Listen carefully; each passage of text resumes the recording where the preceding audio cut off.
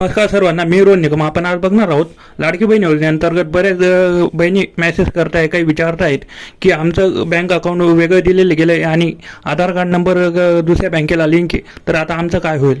तर तुम्ही टेन्शन घेऊ नका. तुमचं ते आधार कार्ड ज्या बँकेला लिंक असेल त्या बँकेत तुम्ही पैसे काढू शकतात. आता समजा तुमच्या गावापासून ते बँक दूर असेल तरी काही प्रॉब्लेम नाही, कारण की तुम्हाला पैसे काढायला तिथं जावं लागेल.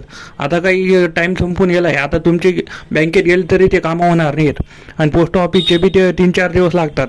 तर पोस्ट ऑफिसमध्ये तुम्ही करू शकतात, पण मग इथं तुम्हाला आता ज्या बँकेत लिंक आहे त्या बँकेत जाऊन तुम्ही पैसे काढू शकतात.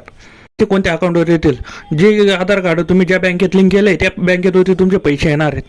कारण की जे बँक पासबुक दिलं आहे त्यावरती पैसे येऊ शकत नाही. तुम्हाला पहिले बी व्हिडिओमध्ये सांगितलं होतं की आधार कार्डवरती पैसे पडणार आहेत. आधार कार्डच्या नंबरवर जिथं लिंक असेल त्याच बँकेवरती पैसे पडणार आहेत. व्हिडिओ बनवल्यानंतर बी खूप जण विचारत होते की कुठं पडणार पैसे. तर आजची तुमची 13 तारीख आहे. फक्त आता 4 दिवस बाकी आहे. 4 दिवसामध्ये म्हणजे 17 ऑगस्ट रोजी तुमचे पैसे पडून जाणार आहेत. आणि ज्यांचे आता फॉर्म भरले त्यांचे फॉर्म ॲप्रूव्ह व्हायला खूप दिवस लागणार आहेत, म्हणून त्यांचे पैसे इलेक्शन नंतरच पडणार आहेत. म्हणून त्यांनी आता किती काही केलं तरी त्यांचे अकाउंट येणार नाही, पैसे पडणार नाहीत. म्हणून त्यांनी टेन्शन घेऊ नका.